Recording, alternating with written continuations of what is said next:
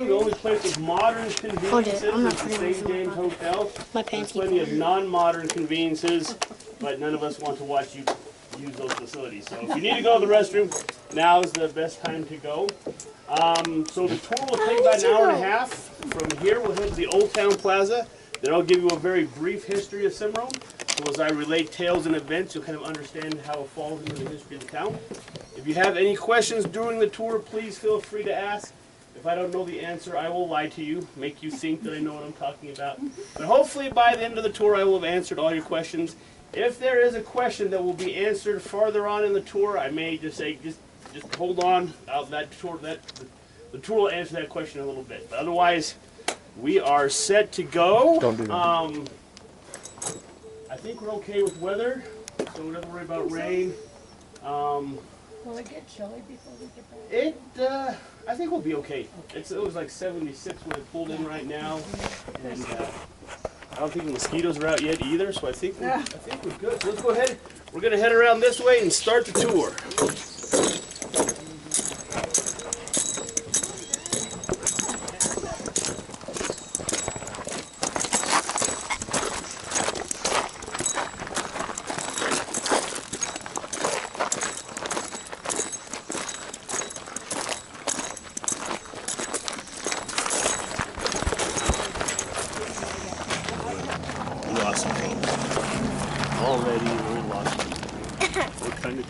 You have some slow. Usually me. So if you notice, right now there's a door at the top of the St. James that opens into nowhere. I'll tell you about that door at the very end of the tour, but I just want you to notice it right now. Remember that. Yeah, that top door on the second floor.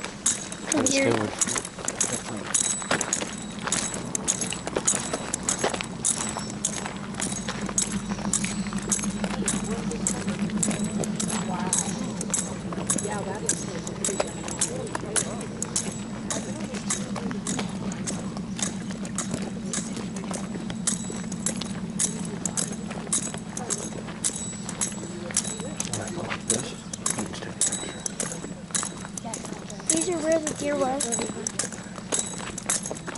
This is where the deer was.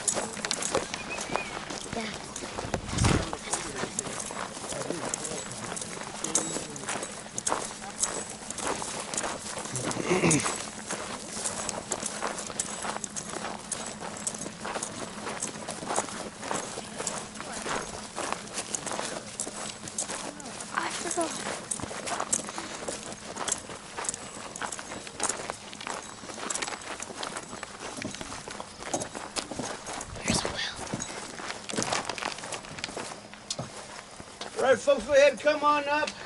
Have a seat if you like. Make yourself comfortable. We'll be here for just a little bit.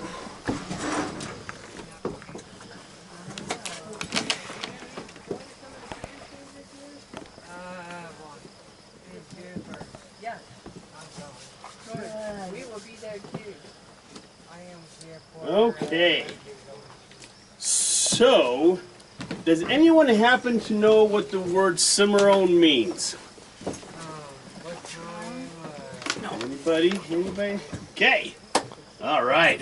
A nice malleable group to be able to fill you all full of all sorts of lies. So Cimarron is Spanish in origin. It means wild, untamed, unruly. And Cimarron lived up to its name between the 1870s and the 1890s. Those are the real wild days of Cimarron. The actual history of Cimarron begins in 1821, in a place called Franklin, Missouri. There was a man living there by the name of William Becknell. And you have to understand, 1821, spring of 1821, this was all Spain. And you would all be Spaniards. By the fall of 1821, this was Mexico. The Mexicans having gained their independence from Spain. And so fall of 1821, William Becknell loaded down his wagons with a bunch of goods and headed out west to trade with the Mexicans in a town called Santa Fe. And that was the beginning of the Santa Fe Trail. 1821 to 1880, anybody heading to the southwest, this was the primary travel route. The mountain branch, and there were two branches of the Santa Fe Trail. The mountain branch, which is the branch that came through here. There was also the Cimarron Cutoff, not named after this town, Cimarron, but named after a Cimarron out in Kansas. Mountain branch of Santa Fe Trail came up along the Cimarron River, right across where we're standing, on out to Philmont, from Philmont to Fort Union, from Fort Union into Santa Fe, and that was the Santa Fe Trail. 1821, there was nothing here. In fact, most of the trees that you see weren't here at the time. As more and more people traveled the mountain branch of the Santa Fe Trail, more and more people got exposed to the area, gradually people began to settle here. The next big event in Cimarron history was in 1844. A man by the name of Lucian Maxwell. Anybody here, does that ring a bell? I have a feeling this fella, he's the whole reason we're here. This is his tour pretty much. We're all part of his tour. I have a feeling he's a bit of a history buff, just knowing. So 1844, Lucian Maxwell, through inheritance and acquisition, gains the entirety of then known as a Bobian Miranda land grant. It was a Mexican land grant. It comprised about 1.7 million acres of land. That is a lot of land. Pretty much everything you see here, all those mountains over towards Taos and north into Colorado was all his. In order to get that land to produce, you got people to live on it, to ranch, to log, to mine, to farm. In the process, became extremely wealthy. His ranch headquarters in here in town.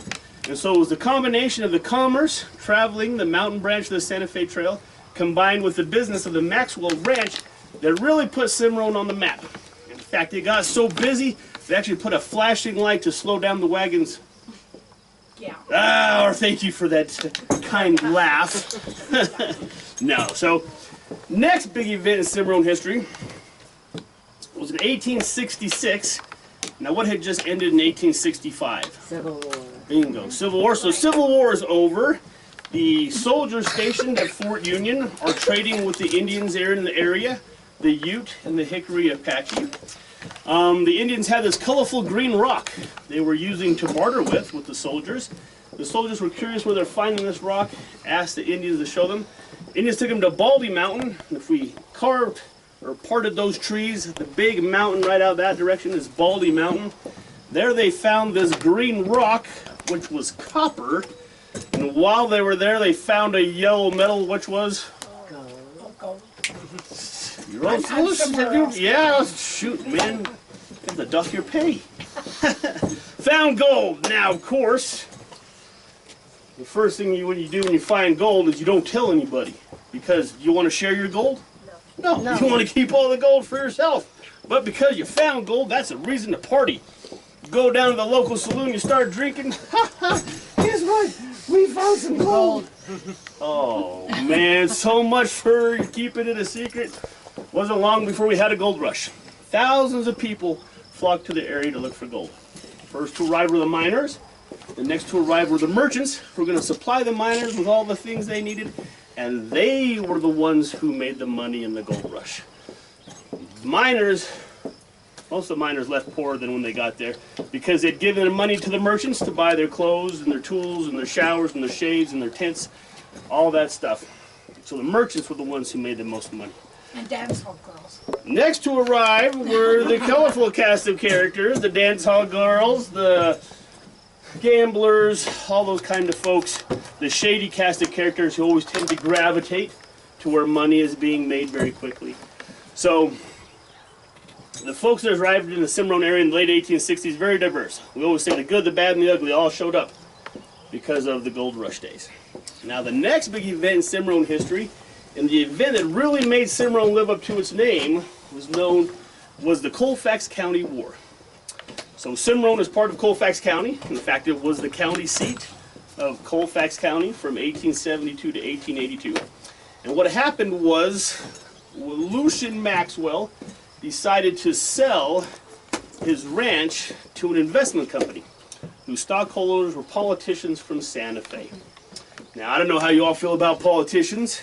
We do have one in the crowd, so I'll be careful of how I talk. My wife's a politician herself. But these guys were shady characters. And the first thing they did when they acquired the property is they came to Cimarron and they told everyone living on the land you had a couple options. One, you could produce a deed proving you owned the land you lived on. Everything was fine. If you couldn't produce a deed, you had an option to buy the land that you were living on from the land grant company. But it was not going to be cheap. Most of the folks living on the land who had been working for Maxwell didn't have the money. So there was the third option. You're a bunch of squatters, get off the land. Well, you can imagine you've been living and farming on your piece of property for 10, 15, 20 years, and to one day have some folks from out of town ride in and say, "Get off!" Didn't go over very well. And so there was some folks living in town who were very vocal and very adamant that the land grant company didn't have these rights. One of them was the local Methodist minister, a man by the name of Reverend Tolby. The other was a fellow by the name of Clay Allison.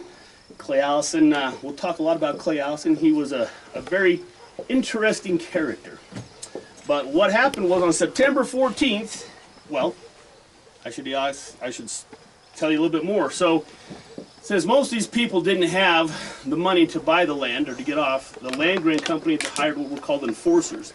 Enforcers were hired guns. Most of them were outlaws of some fashion or another, and their job was to harass, intimidate, coerce, do whatever necessary to get these squatters to pay up or get off the land.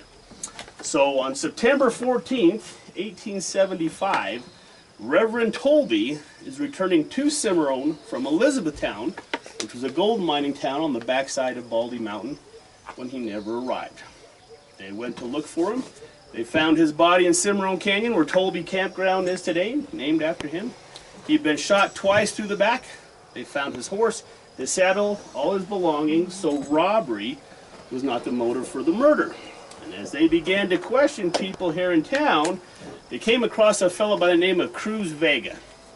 Now, ironically enough, Cruz Vega was an enforcer for the land grant company, and he'd been hired that day, and that day only, to carry the mail from Cimarron to Elizabethtown, which would have put him in Cimarron Canyon at the exact same time Reverend Tolby was in Cimarron Canyon. Well, Clay Allison thought, that's awful coincidental. So that night, he and some of his cowboy friends got a hold of Cruz Vega, took him to Ponyhill Canyon, which is the canyon just as you come into town. There they questioned him, and there he said, "I didn't do it, but I know who did."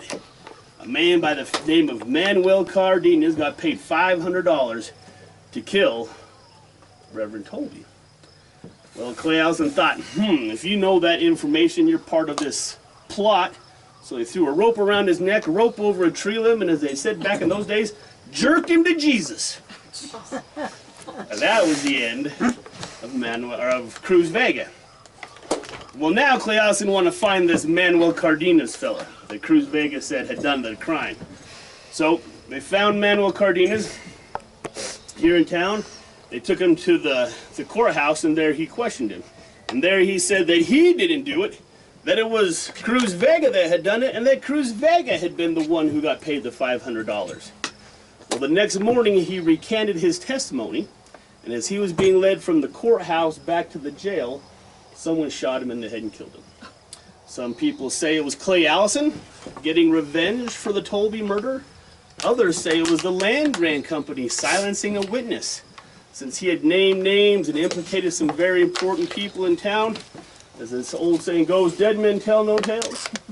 But either way, the assassination of Reverend Tolby and the murder of Manuel Cardenas are still unsolved mysteries in the law books of Cimarron. So while you guys are here, if you come across some clue that helps wrap up those cold cases, I don't think anybody cares anymore. I might pat you on the back. But either way, the assassination of Reverend Tolby was a spark that ignited the Colfax County War. It got so violent here in town, they actually dispatched soldiers from Fort Union to occupy the town to try to keep some law and order. In fact, the Las Vegas Gazette, which was the newspaper in Las Vegas, New Mexico at the time, wrote a story saying, "All is peace and quiet in Cimarron. no one's been murdered for 3 days, commenting on how violent it was here in town. But in the end, the land grant company won the Colfax County War. After a series of appeals, the New Mexico Supreme Court ruled the land grant company did own the land. They did have the legal right to evict people if they couldn't produce a deed, but not before dozens and dozens of people were shot, tortured, murdered, lynched, hung in the whole Colfax County War. So that is a very brief history of Cimarron. A little bit about where we're standing. This is the Old Town Plaza. This was built by Maxwell. This is not original. It is built from pictures of the original. So this is what it would have looked like in the 1870s, 1880s. It was very common for wagons traveling the mountain branch of the Santa Fe Trail to circle up around this well and to water themselves and their livestock from this well right here. So you all are sitting on the mountain branch of the Santa Fe Trail right here. The well's about 25 feet deep. I've been doing the tour for 21 years now, and I have never seen water in the well. There was a bucket at the end of this rope at one time, but it may be in the bottom of the well. I don't know. There's probably some change down there, but that's all there is in the well.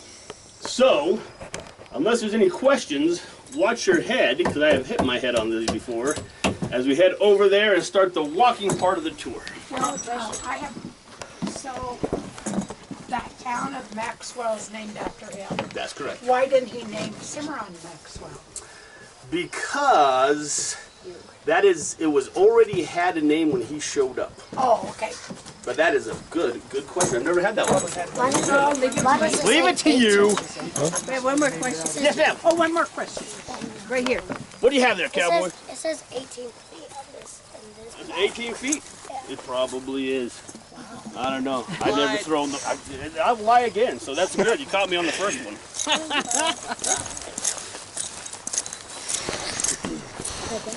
When I went back to I got the hotel.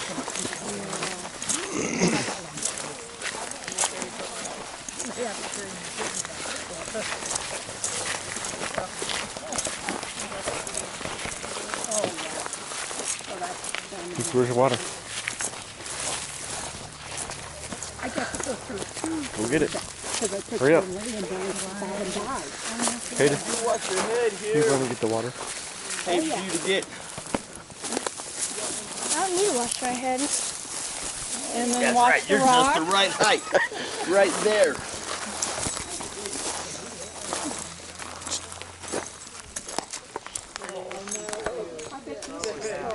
Is this the Yeah.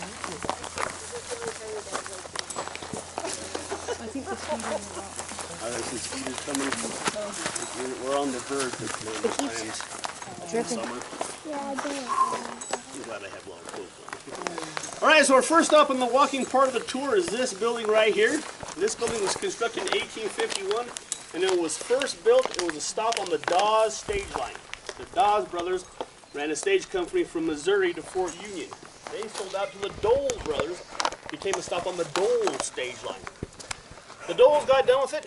He became a commissary for Maxwell as part of the Maxwell branch. In 1900, it became a private residence. That's when the garage was added and the brick.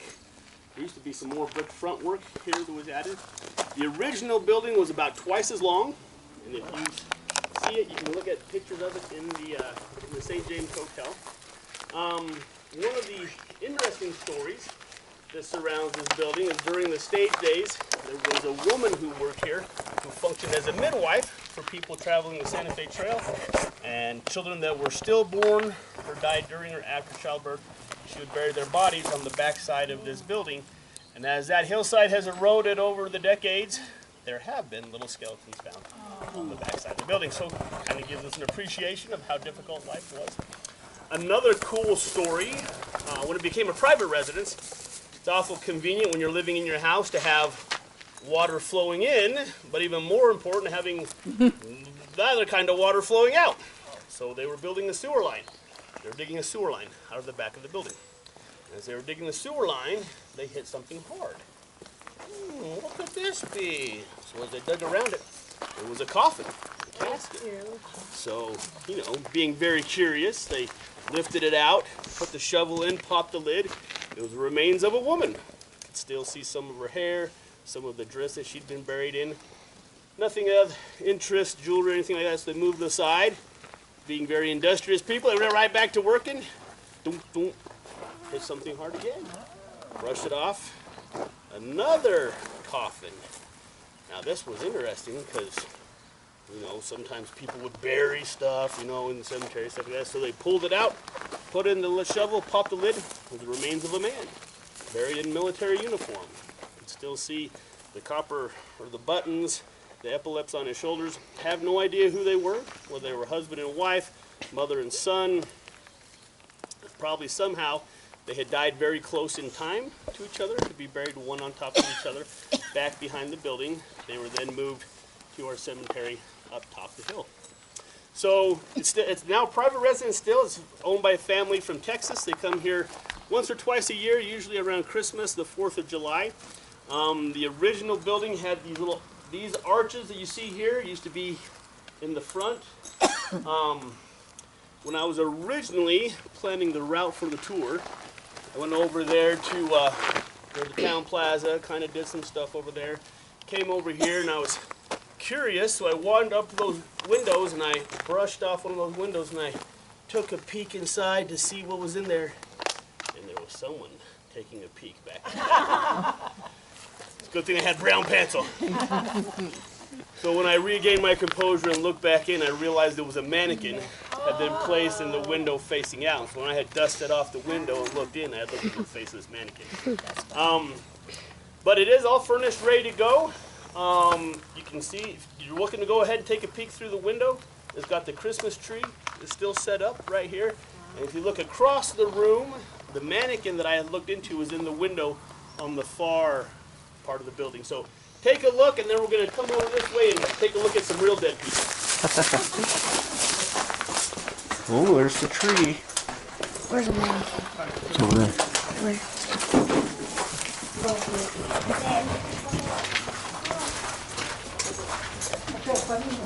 I know.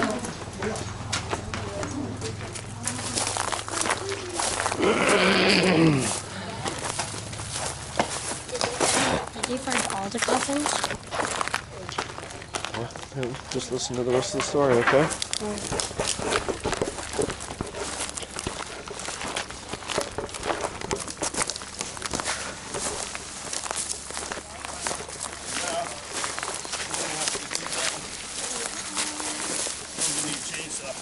Go ahead, come on around.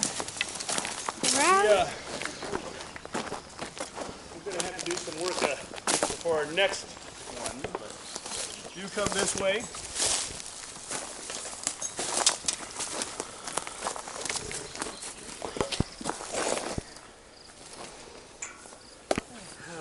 So while we're waiting, a bit of a joke for you.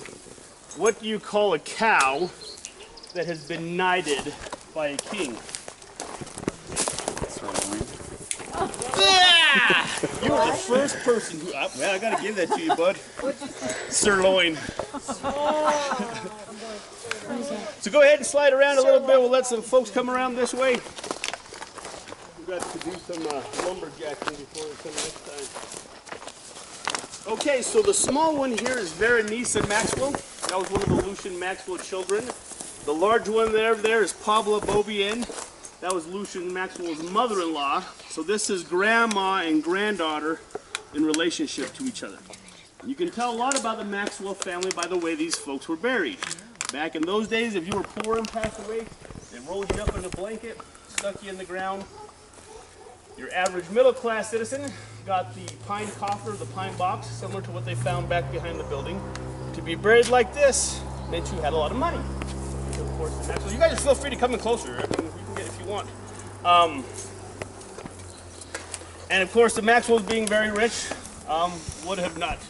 Also, you didn't take your dead to the cemetery. You buried your dead somewhere on your property. And so, would have been the case for the Maxwells. So a little bit more about Lucian Maxwell.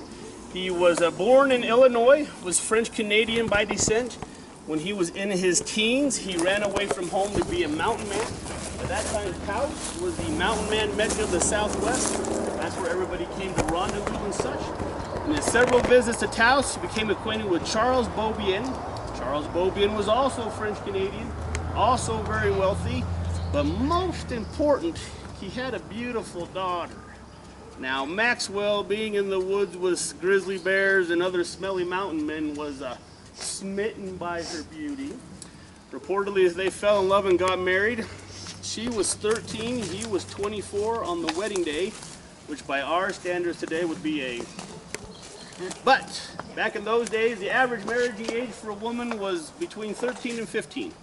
If you were 19 and 20 and a woman and not married, you were considered a spinster, past your prime. But it was because of Maxwell's marriage into the Beaubien family that allowed him to inherit part of the Beaubien land grant. Through other situations, he was able to gain control of the whole 1.7 million acres, and that's how he got possession of the ranch. So, people have asked, are there really people buried here? And for the longest time, I didn't know. Sometimes I would say yes, sometimes I would say no, sometimes I'd say I didn't know. But curiosity got the better of me. About 3 years into doing the tour, I came out one night, it was probably about 2 o'clock in the morning with this big pry bar. And I slid that lid over, and there was this leg sticking out. And I started pulling on that leg, just like I'm pulling on yours. Yeah. No, I never did that. But from what I've been able to tell, this is where they are buried. If you notice, the grandmother died in August of 1864. You can't see it so much anymore, but the granddaughter died in March of 1864. Some people believe there may have been some sort of disease or epidemic come through town, particularly with the Santa Fe Trail coming through town. The young and the old being more susceptible to disease may have been the cause of their death. So, unless there's any other questions, we're going to navigate our little tree jungle here and head back out towards the road.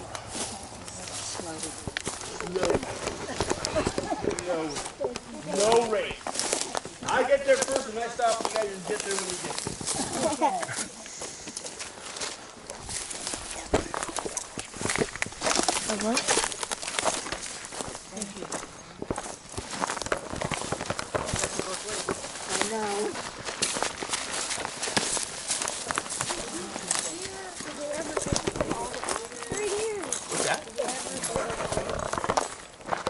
The ones over there, they got all of them. This one, they're pretty sure they're still buried in that one right there. Oh, here comes a baby. But we're going to come down here just a little bit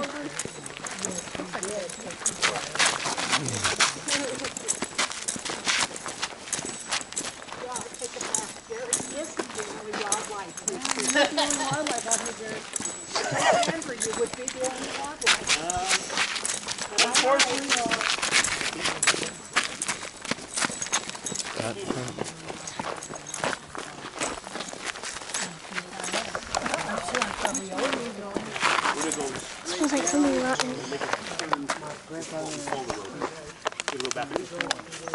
No, you do what you got to do. Okay, so if you see this white pipe fenced area here, this was the site of the Maxwell House. You know that coffee you can buy in the store, Maxwell House coffee? This place has nothing to do with it. When Maxwell and Kit Carson first came to settle the land grant, they moved to a place called the Rayado. And if you go 14 miles down the highway, you'll come to the Rayado. It's a Ford trading post along the Santa Fe Trail. They were there for a while, but for a variety of different reasons, they didn't like it very much. Things were starting to develop here in Cimarron, and so they decided to come here. In 1858, they began construction on what was known as the Maxwell House. Huge adobe building, had a pitched roof, dormer windows, which was very unique architecture, getting away from the flat Pueblo kind of look in the area. And being along the Santa Fe Trail, he expected to entertain. And so he built his house accordingly. Several extra guest bedrooms, a large dining area for everybody to eat, a little dance hall area for dancing and social events, a little gentleman's smoking, drinking, gambling lounge. And so a lot of important people, particularly in New Mexican history, spend a night here at the Maxwell House. In fact, who here is familiar with Ben-Hur? All right, Ben-Hur, we all know the movie, Charlton Heston, a very long movie, but very cool movie. Ben-Hur was written by Lew Wallace. who was the territorial governor of New Mexico, and many people believe that parts of Ben-Hur were written here at the Maxwell house as Lew Wallace was traveling the state. Now, a little bit more about Lucian Maxwell. When Lucian Maxwell sold his property in 1870, he sold it for $1,350,000. That was actually less than $1 an acre for 1.7 million. But $1.35 million, that's a good chunk of change today. In 1870 dollars, that was a whole lot of money. He took that money, moved to Santa Fe, got involved in some different railroads and other investments, later moved to Fort Sumner, where he passed away. And supposedly, although I have not seen it myself, Billy the Kid is buried a couple graves down from Lucian Maxwell. In Fort Sumner. In Fort Sumner. Yeah. Now, if you believe what history tells you, Billy the Kid was shot by Pat Garrett in Lucian Maxwell's son's house, Pete Maxwell.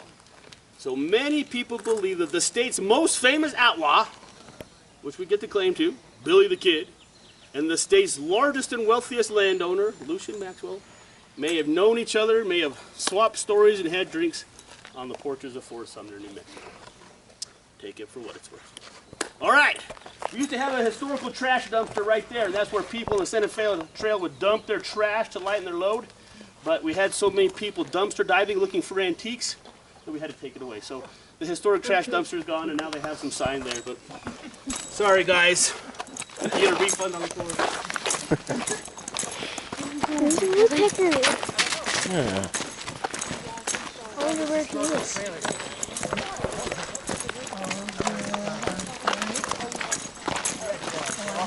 Karate kept flat.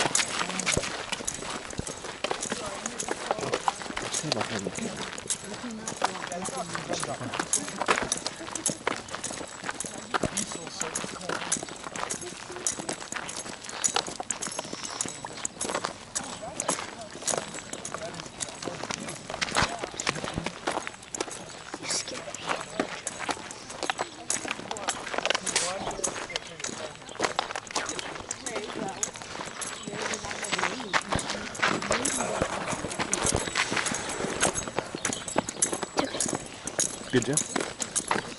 Yeah.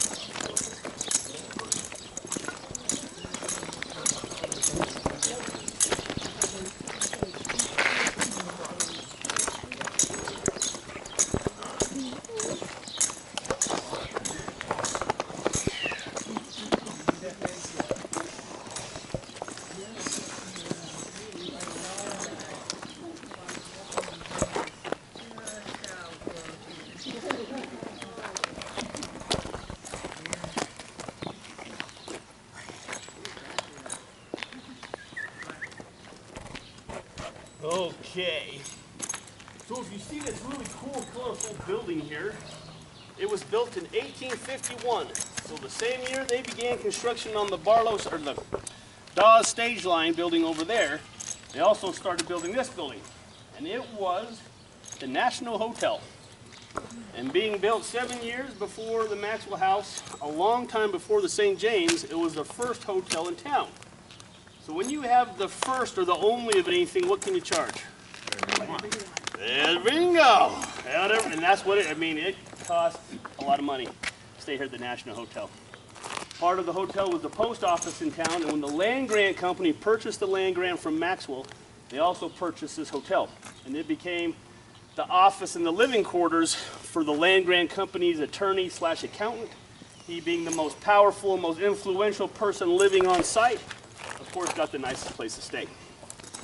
What's interesting is he did not like to have guests stay with him at his house.